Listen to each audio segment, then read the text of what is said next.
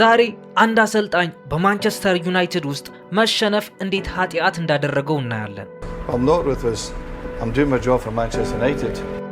ግንቦት 2013 እንደ ፈረንጆቹ ማንቸስተር ዩናይትድ ዴቪድ ሞይስን እንደ አሰልጣኝ አድርጎ ይሾማል። ዴቪድ ሞይስ ደግሞ በማንኛውም ምክንያታዊ መመዘኛ ጥሩ አሰልጣኝ የሚባል ነበር። ከጀርባው ደግሞ በኤቨርተን ለ10 ዓመታት ያክል የሰራበት የሥራ ልምድ አለው። ነገር ግን ከ10 ወራት በኋላ ስራ አጥ ሆነ። ማለት እንዴት መሰላችሁ? ማሰልጠን እንዴት እንደሆነ ስለረሳ እኮ አይደለም፣ ወይም ታክቲኩ በአንድ ጀንበር ስለፈረሰም አይደለም። ይልቁንም እሱ የተካው ሰው ለ27 ዓመታት ያክል ማንቸስተር ዩናይትድን ሲያንቀሳቅሳት የነበረ ማሽን ነው። ያ የተተካው ሰው ከማንቸስተር ዩናይትድ ወጣ ማለት ደግሞ ማሽኑም አብሮት ሄደ ማለት ነው። ይህ ደግሞ በእርግጠኝነት ሊያሳስባችሁ ይገባል። የቢሊዮን ዶላር ተቋማት አንድ ህግ አላቸው።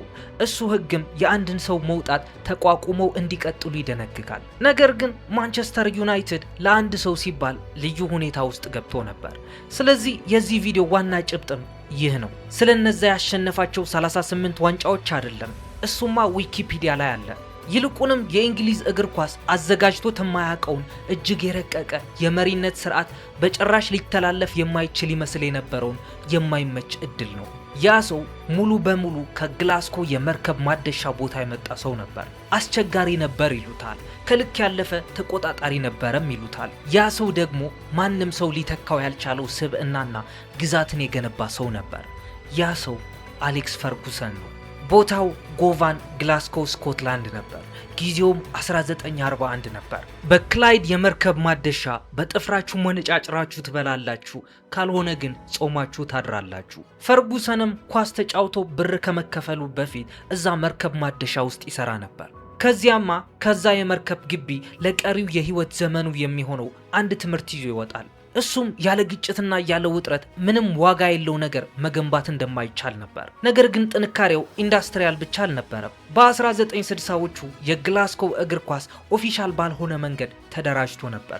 ነገር ግን እዛ ከተማ ውስጥ ደግሞ የሆነ ሃይማኖታዊ ውጥረት ነበር። ሬንጀርስ ፕሮቴስታንት ናቸው፣ ሴልቲክ ደግሞ ካቶሊክ ናቸው። ፈርጉሰን ደግሞ የሬንጀርስ ተጫዋችና ፕሮቴስታንት ነበር። ያገባት ሴት ደግሞ ካቲ ሆልዲንግ የምትባል ካቶሊክ ነበረች። ያ ውሳኔ ነው የምላችሁ። ያ ውሳኔ በመልበሻ ክፍል ውስጥ እንድትገለል የሚያደርግህ ብቸኛው ውሳኔ ሊሆን ይችላል። ይህ ደግሞ በሬንጀርስ ምንም አይነት ጥቅም አላስገኘለትም። እናም ለምንም ነገር እምቢ በማለት ፈርጉሰን ራሱ ላይ መተማመን ጀመረ። በሙያ ደረጃ ይጫወታል፣ በራሱ አባባል ግን ብቃት ባለው መልኩ እንጂ በሚያስደንቅ ሁኔታ አልነበረም። ለእርሱ በእውነት የሚበልጠው ነገር ጨዋታውን ከመጫወት ይልቅ መመልከትን ነበር። ከዛም በ1978 አሰልጣኝ ሆኖ አበርዲንን ይረከባል። ለመቆጣጠርና ማኔጅ ለማድረግ ቀላል የሚሆን መስሎት ነበር። የመጀመሪያውን ከሜዳ ውጪ ጨዋታዬን ተመለከቱ። 5-2 ተሸነፍን። አቤት ውርደት ተባለለት። እናም መርሁ የተቀረጸው እዚህ ላይ እንጂ ዋንጫ በማንሳት ወቅት አልነበረም። በዚያን ጊዜ ተረዳው፣ በተጫዋቾቼ ውስጥ የማሸነፍ መንፈስና ጥንካሬ ካላመጣው በጭራሽ ልተርፍ አልችልም። ይህ የእግር ኳስ ማሰልጠን ፍልስፍና አይደለም። ይህ በስፖርት ትራክ ሱት የተጠቀለለ የሞት ወይም የሽረት ስሜት ነው። ይህ ተመሳሳይ ስሜት ደግሞ በዛው በ10 ዓመታት ውስጥ ስቲቭ ጆብስ ሲሰማው የነበረው ስሜት ነው። ምቾትና የበላይነት አልፎ አልፎ ነው አብረው የሚኖሩት። ስቲቭ ጆብስ ጨካኝ ነበረ ብላችሁ ስትጠይቁ ከሱ ስር ይሰሩ የነበሩት ሰዎች አዎ ጨካኝ ነበረ ይሏቸዋል። አሌክስ ፈርጉሰንስ ጨካኝ ነበር ብላችሁ ከጠየቃችሁ ግን ክላስ ኦፍ 92 የሚሰጧችሁ ያ ተመሳሳይ ዝምታ ታገኛላችሁ። የስኮትላንድ እግር ኳስ ለተከታታይ 15 ዓመታት የሬንጀርስና የሴልቲክ ብቻ ነበር። አበርዲን በዛ ውይይት ውስጥ አልነበረም። ያ የሆነው ግን እስከ 1980ዎቹ ድረስ ነበር። በዚያን ጊዜ የፈርጉሰን ቡድን እንደ ከውጭ የመጣ ግምት ያልተሰጠው አካል ሊጉን አሸነፈ። አበርዲን ከ3 ዓመታት በኋላ ማለት ደግሞ ግንቦት 11 1983 በተካሄደው የአውሮፓ ካፕ ዊነርስ ካፕ ፋይናል ሪያል ማድሪድን 2-1 አሸነፈ። ግቦቹ ያስቆጠሩትም ኤሪክ ብላክ እና ጆን ሂዌት ነበሩ። በእውነት ሪያል ማድሪድን አሸነፍን? በቁም ነገር? አዎ አሸንፈናል። አንድ ተራና የክፍለ ሀገር ክለብ ከሱ በ10 እጥፍ የሚበልጠውን የደሞዝ በጀት ያለውን የባህር ማዶ ግዙፍ ክለብን በልጦ ማሸነፍ ተራና ድንገተኛ አጋጣሚ አይደለም። ይህ ለግዙፉ ክለብ የመዋቅር ውድቀት ነበረ። ማንቸስተርም ጥጓን ይዛ ይህንን ነገር ትመለከት ነበር። አንድ በልቧ ያደረ የማይመች ጥያቄም ለመጠየቅ ተዘጋጅታ ነበር። 1986 አካባቢ ማንቸስተር ዩናይትድ ማለት የተኛው ጎልያድ ማለት ነበር። ይህ የተኛው ግዙፍ ክለብም ለ20 ዓመታት ያክል ካለ ዋንጫ ነበር ያሳለፈው። እሱ ብቻ ሳይሆን በማት ባስቢ ጥላ ስር የሚኖር ክለብም ነበር። እናም አሌክስ ፈርጉሰን ይህንን ሁሉ ነገር የሚያስረዳ አንድ አረፍተ ነገር ይዞ ይመጣል። እኔ አልቀየርም፣ ሁላችሁም ለሱ ስትሉ ልትቀየሩ ይገባል። አብዛኞቹ አዲስ አሰልጣኞች መጀመሪያ ላይ ከተጎዳው ባህል ጋር ይላመዳሉ። ከዛ በኋላም ነው የመቀየር መብትን የሚያገኙት። ፈርጉሰን ግን ቅደም ተከተሉን ገለበጠው። ሊያጠፋውም ትንሽ ነበር የቀረው። 3 ያለ ዋንጫ ያለፉ የውድድር ዘመናት፣ እርሱ እንዲባረር የተካሄደ የጋዜጣ ዘመቻ፣ እንዲሁም በሚገርም ሁኔታ ጽናቱን የጠበቀ የዳይሬክተሮች ቦርድ። ከዛም 1993 ላይ የመጀመሪያው የፕሪሚየር ሊግ ዋንጫ መጣ። ኦፍኮርስ አሌክስ ፈርጉሰን ከማንቸስተር ዩናይትድ ጋር የፈረመው ህዳር 6 1986 ነበር። ይህ መደምደሚያው አልነበረም። ግን መጀመሪያ ላይ መጠየቅ ያለብን አንድ ጥያቄ አለ። እንዴት ነው የላይኛው ጫፍ ላይ ጸንተህ መቆየት የምትችለው? እናም ተረቱ አሸንፎ ምርምሩ የሚያቆመው እዚህ ፓርት ላይ ነው። ወንበሮቹን ይገፈትራል፣ ጫማዎቹም ይወረውራል፣ ሁሉንም ነገር ይመታል። እውነት ነው። ነገር ግን የአርእስቱ አነስተኛ ሳቢ የሆነው ፓርት ያ ፓርት ነው። እርሱ አስቦበት በእንግሊዝ ስፖርት ውስጥ እጅግ ውጤታማ ከሆኑት መደበኛ ያልሆኑ የመረጃ መረቦች አንዱን ገነባ። ወኪሎች፣ ጋዜጠኞች፣ የሆቴል ሰራተኞች፣ በማንቸስተር ዙሪያ ያሉ የታክሲ አሽከርካሪዎች ሁሉም ከእኩለ ሌሊት በኋላ የትኛው ተጫዋቹ ውጭ እንደነበር በስልክ ደውለው ሊያሳውቁት ይችላሉ። ስለዚህ ጠዋት ወደ ቢሮ ሲገባ ማንም ሊዋሸው የሚዘጋጅ ተጫዋች አልነበረም። ያ አብዛኛውን ጊዜ የስሜት ብልህነት ተደርጎ ይቆጠራል። እናም በራሱ የመልበሻ ክፍል ብቻ አላቆመም። ፈርጉሰን በጨዋታ ዳኞች ላይ ከወቅት እስከ ወቅት የታቀደና በጥንቃቄ የተሰራ ረዥም የተሰነደ የጫና ዘመቻ ያካሂድ ነበር። ከጨዋታ በኋላ በሚሰጣቸው ጋዜጣዊ መግለጫዎች ላይ በዳኞች ላይ ይፋዊ ቅሬታዎችን ያቀርባል። ስታቲስቲካውያን በስተመጨረሻ አንድ ሁኔታ አስተዋሉ። ዩናይትድ በኦልድ ትራፎርድ እየተሸነፈ ወይም አቅጣጫ አጣብቂኝ ውስጥ በነበረበት ጨዋታዎች ላይ የተጨመረው ሰዓት ሊጉ ካጸደቀው በላይ በግልጽ ይረዝም ነበር። አስተያየት ሰጪዎች ይቺን ታይም ፈርጊ ታይም እያሉ ይጠሯት ነበር። ጥር 1995 ኤሪክ ካንቶና በክሪስታል ፓላስ ጨዋታ በቀይ ካርድ ከተሰናበተና በአንድ ተመልካች ከተበሳጨ በኋላ ወደ ተመልካቾች ዘንበል ብሎ የበረራ ምት ይሰነዝራል። ይህም ወዲያውኑ በእንግሊዝ እግር ኳስ ታሪክ ውስጥ እጅግ አሳፋሪ ከሆኑ ምስሎች አንዱ ሆነ። የመጀመሪያው የፍርድ ቤት ውሳኔ የ2 ሳምንት እስራት ነበር። ይህም በይግባኝ አማካኝነት ወደ ማህበራዊ አገልግሎት ተቀየረለት። ስፖንሰሮች፣ ፕሬሶች እናም የቡድኑ አባላት እንኳን ሳይቀሩ ካንቶና እንዲሰናበት ይፈልጋሉ። ፈርጉሰን ግን ተቃራኒውን ነገር ያደርጋል። ከጎኑ መቆም አለብኝ፣ ምክንያቱም ዓለምን በሙሉ እርሱን እያደነው ነውና። የእንግሊዝ እግር ኳስ ማህበር ወይም ኤፍኤ ከባድ ቅጣት ከመጣሉ በፊት እርሱ ከውስጥ የራሱን የነፃ 4 ወር እገዳ ለዩናይትድ ያስተላልፋል። ካንቶናን ከውጭ እየቀጣው፣ ነገር ግን ከውስጥ ዲሲፕሊን እያደረገው ነበር። አንዳንድ ሰዎች እቅፍ ይፈልጋሉ፣ አንዳንድ ሰዎች ደግሞ የፀጉር ማድረቂያው ወይም ሄር ድራየር ያስፈልጋቸዋል። የፀጉር ማድረቂያው ወይም ሄር ድራየር ትሪትመንት በሰር አሌክስ ፈርጉሰን ዘንድ የሚታወቅ የመሪነት ታክቲክ ሲሆን ደካማ አፈጻጸም ባሳየ ተጫዋች ፊት ለፊት ቀርቦ በጣም ከመጮሁ የተነሳ የቁጣው ኃይል በሞቃት የፀጉር ማድረቂያ ፊት ለፊት እንደመቆም ያህል ስለነበር ነው። ፍትሐዊነትና ውጤታማነት ለፈርጉሰን በፍጹም አንድ አይነት ገንዘቦች አልነበሩ። እርሱ የሚከፍለው በሚሰራው ላይ ነበር። ካንቶና ይመለሳል። ዩናይትድም የ2 ዋንጫዎች ባለቤት ይሆናል። ባርሴሎና ግንቦት 26 1999 የቻምፒዮንስ ሊግ ፋይናል ዩናይትድ ከባየር ሙኒክ ጋር። በ6ኛው ደቂቃ ላይ ዩናይትድ በግብ መመራት ይጀምራል። ለ85 ደቂቃዎችም መመራታቸውን ይቀጥላሉ። አሌክስ ፈርጉሰን ከገነባቸው ታላላቅ ቡድኖች አንዱ በጥሩ ሁኔታ ከተደራጀውና ዲሲፕሊን ካለው የጀርመን ቡድን ጋር አቻ መሆን አልቻለም። ባየርን በመጨረሻዎቹ 10 ደቂቃዎች በሜዳው ዳርቻ ላይ ማክበር ጀምሮ ነበር። የባየርን ተጫዋቾች በህሊናቸው የድል አቀባበል እያደረጉ እንደነበር ተዘግቧል። የመጨረሻው የዳኛ ፊሽካ ከመነፋቱ በፊት የዋንጫው የጌጥ ሪበኖች በባየርን ቀለማት እየተዘጋጁ ነበር። 90 ደቂቃዎቹ ተጠናቀቁ። ተጨማሪ ሰዓትም ይደርሳል። እናም በየዓመቱ ግንቦት ወር ላይ እንደገና በሚታየው የእግር ኳስ ጊዜ ውስጥ ዩናይትድ 2 ግቦችን ያስቆጥራል። ቴዲ ሽሪንግሃም በ91ኛው ደቂቃ፣ ኦሌ ጉናር ሶልሻየር በ93ኛው ደቂቃ። እናም ይህንን ነገር ለመናገር ከሚወስድብኝ ጊዜ በፈጠነ የቻምፒዮንስ ሊግ ዋንጫ አሸናፊዎች ሆኑ። በዛን ሰዓትም ፉትቦል ብሎዲ ሄል የሚለውን ነገር በሰፊው የሚናገሩት ነገር ነበር። የሶስት ዋንጫዎች ስኬት ወይም ትሬብል ተጠናቀቀ። ሊጉ፣ የኤፍኤ ካፕ፣ የቻምፒዮንስ ሊግ ሁሉም በአንድ የውድድር ዘመን። ከዚህ ቀደም አንድ የእንግሊዝ ክለብ ሳያሳካው የቀረ ስኬት ነው። ይህ ደግሞ አጋጣሚ አይደለም። በዘጠናዎቹ አጋማሽ ፈርጉሰን በምንም አይነት የዝውውር ክፍያ ሊገዛ የማይችለውን ነገር ገነባ። ማንም ያላመነባቸውን ልጆች ማመን። እነ ቤካም፣ ስኮልስ፣ የኔቪል ወንድማማቾች፣ ባት፣ ጊግስ በ1995 ያልተፈተኑ ታዳጊዎች ስሜታዊነትን በሚቀጣ ሊግ ውስጥ እውነተኛ ስጋት ነበሩ። የተጠናቀቀ ብቃት ያላቸውን ተጫዋቾች ከመግዛት ይልቅ ያልተፈተኑና ታላላቅ ተጫዋቾች ላይ መወራረድ ዝቅተኛ ስጋት አለው። ሪስኩ እንደዛ ነው። በመቀጠልም አሁን የነገርኳችሁ 3 የሊግ ዋንጫዎችን መጡ። እንዲህ አይነቱ ሙሉ የበላይነት የራሱን ተቃውሞ ያመርታል። ጥቅምት ወር ላይ 1996 ይህ ተቃውሞ ከጃፓን ድረስ ክብ መነጽር አድርጎ መጣ። አርሴን ቬንገር አርሴናልን ሲረከብ ጋዜጠኞች ይህ ሰው ማን እንደሆነ ስላላወቁ አርሴን ሁ እያሉ ያሾፉበት ነበር። ፈርጉሰን ይህንን ነገር አቅልሎ ተመለከተው። ቬንገር ግን እንደዛ አላደረገም። ግን እዚህ ጋር ሁላችሁም ጭንቅላት ውስጥ የተፈጠረ አንድ ጥያቄ እንዳለ እርግጠኛ ነኝ። አርሴን ቬንገር ከመቼ ጀምሮ ነው ጃፓናዊ የሆነው እንዳትሉ።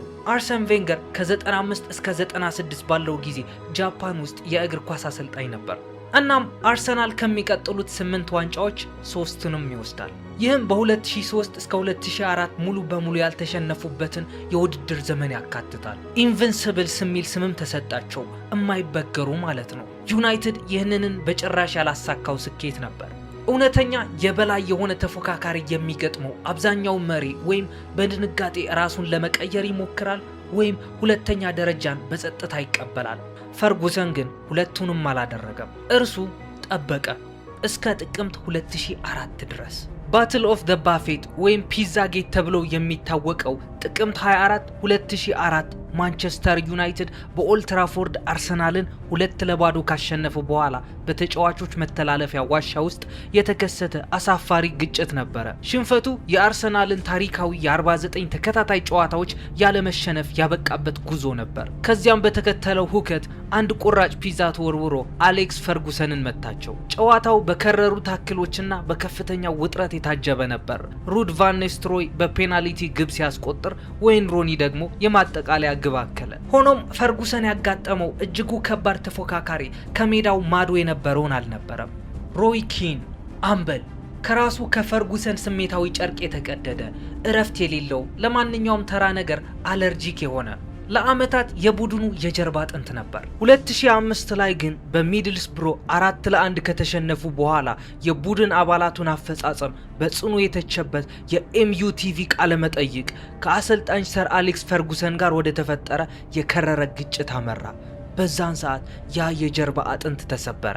ምን እንድል ፈልጎ ነበር? ቡድኑ በጥሩ ሁኔታ ተጫውቷል እንድል? ቡድኑ እኮ ደካማ ነበር።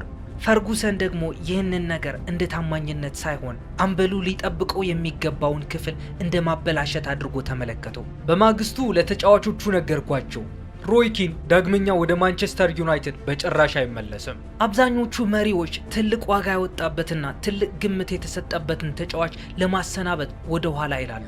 ፈርጉሰን ግን በጭራሽ አላመነታም። ምክንያቱም እያንዳንዱ ተጫዋች አሰልጣኙ ላይ የነበረው እምነት ከምንም ነገር ይበልጣል።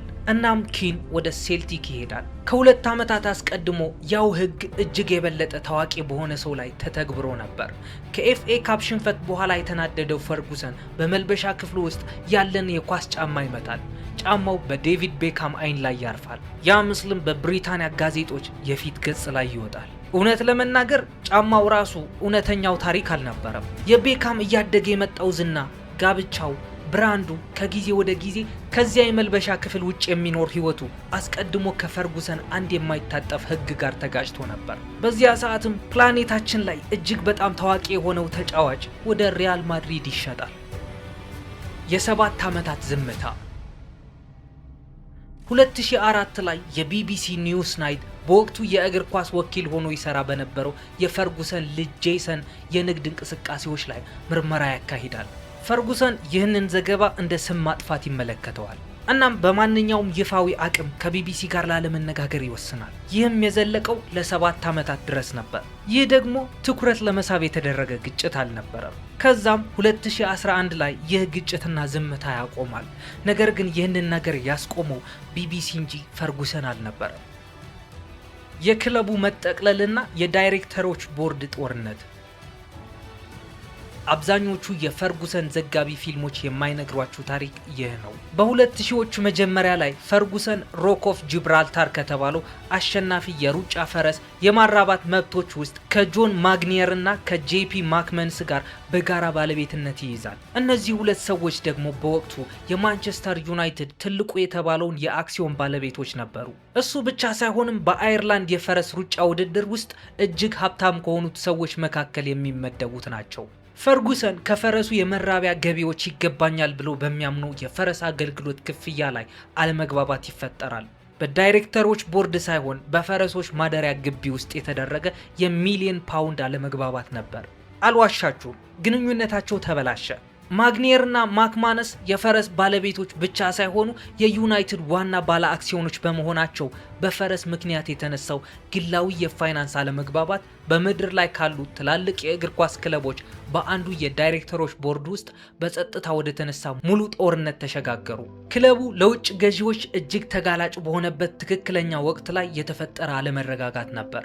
ይኸውላችሁ በኦልትራፎርድ የነበረው የባለ አክሲዮኖች ውጥረት ክለቡ ለግዢ ክፍት እንዲሆን ካደረጉት ምክንያቶች አንዱ እንደሆነ ይጠቀሳል። እናም 2005 ላይ የግሌዘር ቤተሰብ በከፍተኛ ብድር የተደገፈ ማንቸስተር ዩናይትድን በእጁ ያስገባል። ክለቡን ለመግዛት ጥቅም ላይ የዋለውን ብድር እዳው ማንቸስተር ዩናይትድ ጫንቃ ላይ ዋለ። ደጋፊዎች ተቃውሟቸውን በሁከት ገለጹ። ለዓመታት የቀጠለውን አረንጓዴና ወርቃማ የሱቅና የጨዋታ ቦይኮት ንቅናቄ አስጀመሩ። ፈርጉሰን በሚገርም ሁኔታ ክለቡን ለቆ አይወጣም፣ እዛው ይቆያል። የራሱ አሰሪ በሆኑት አዳዲስ ባለቤቶች ላይ ከተነሳው የደጋፊዎች አመጽ በይፋ አልቆመም። አብዛኛው የደጋፊ መሰረት እጅግ ጠላት እንደሆነ አድርጎ በሚቆጥረው የባለቤትነት መዋቅር ውስጥ መገንባቱን ይቀጥላል። በ6 10 ዓመት ዕድሜ ግዛቱን መልሶ መገንባት። ኪንና ቤካም በመሄዳቸው እንዲሁም አዲስ ሀብታም የሆነው ጎረቤት በማንቸስተር ዙሪያ ወጪ ማድረግ በመጀመሩ ዩናይትድ 3 ያለ ዋንጫ ያለፉ የውድድር ዘመናትን ያሳልፋል። በስታቲስቲክስ ደረጃ ካየነው እንዲህ አይነት የሙያ ህይወት የሚያበቃው እዚያ ደረጃ ላይ ነው። ግን ደግሞ አላበቃም። ምክንያቱም 2003 ላይ ከስፖርቲንግ ሊዝቦን የመጣ ያልተገራ ታዳጊ የክንፍ ተጫዋች ክለቡን ተቀላቀለ። ያ ተጫዋች ክርስቲያኖ ሮናልዶ ነበር። በዛን ሰዓት 61 የሞላው አሌክስ ፈርጉሰን የሚደበዝዝ ታሪኩን ለመጠበቅ አልሞከረም። ይልቁንም ቀመሩን በጣጥሶ በአንድ ታዳጊ ያልተጠናቀቀ ብቃት ዙሪያ እንደገና ገነባው። በ62፣ 63፣ 64 እና 65 ዕድሜው አሁንም ወደ ስልጠና ይሄዳል። ይህ ደግሞ ጥቂት አሰልጣኞች ብቻ ናቸው ማሳካት የሚችሉት። ከዛ በኋላም 3 የሊግ ዋንጫዎችን ተከተሉ። ሌላ የቻምፒዮንስ ሊግ ዋንጫ 2011 ላይ ዩናይትድ በይፋ የሊቨርፑልን የሁልጊዜ የሊግ ዋንጫዎችን ታሪካዊ ሪከርድ በበላይነት በለጠ። አዲስ ሀብታም የሆነው ማንቸስተር ሲቲም ዙሪያውን እየከበበ ነበር። 2012 ፈርጉሰን አንድ የመጨረሻ ለራሱ የተለመደ እርምጃ ወሰደ። አጥቂ ሮቢን ቫን ፐርሲን አስፈረመ። ቫን ፐርሲም ጎልደን ቡት ያሸንፋል። ዩናይትድ ሊጉን በ11 ነጥቦች ልዩነት ያሸንፋል። ይህም የፈርጉሰን 13ኛውና የመጨረሻው ዋንጫ ነበር። ግዛቱም በዚህ ደረጃና በዚህ መልኩ አበቃ። በመባረር ሳይሆን ሙሉ በሙሉ በራሱ ፍላጎት ጡረታ ወጣ። ይህም ወደ ግንቦት ወር 2013 ወደ ዴቪድ ሞይስን ይመልሰናል። አሁን የተመለከታችሁት ነገር በሙሉ የመረጃና የስለላ መረቡ፣ የጥንቃቄ ጨካኝነቱ፣ በባርሴሎና የተከሰተው የጭማሪ ሰዓታት፣ ከብሔራዊ ስርጭት ድርጅት ጋር የተደረገው የ7 ዓመታት ጦርነት፣ በፈረስ ምክንያት የተነሳው የዳይሬክተሮች ቦርድ ውጊያ፣ እጅግ ታዋቂ ተጫዋቾቹን ለመሸጥና የራሱን አምበል ለማባረር የነበረው ዝግጁነት። ከነዚህ ውስጥ ዴቪድ ሞይስ ሊወርሰው የሚችል መመሪያ መጽሐፉ ላይ አልነበረም፣ ሊተላለፍ የሚችልም አልነበረም። አሌክስ ፈርጉሰንን ስታስወግዱት የሚሰራ ምንም አይነት ማሽን አይቀርም። 38 ዋንጫዎች፣ 13 የሊግ ዋንጫዎች፣ 2 የቻምፒዮንስ ሊግ ዋንጫዎች፣ የዳታ ሳይንቲስቶችና የፕሬሲንግ ሜትሪክስ በበዙበት በዚህ ዘመን የዚያን ዘመን የንግስና ርዝመት የተቃረበ ማንም ሰው የለም። እውነተኛውና የማይመቸው ምክንያት ደግሞ ታክቲክ ጨዋታዎችን ያሸንፋል።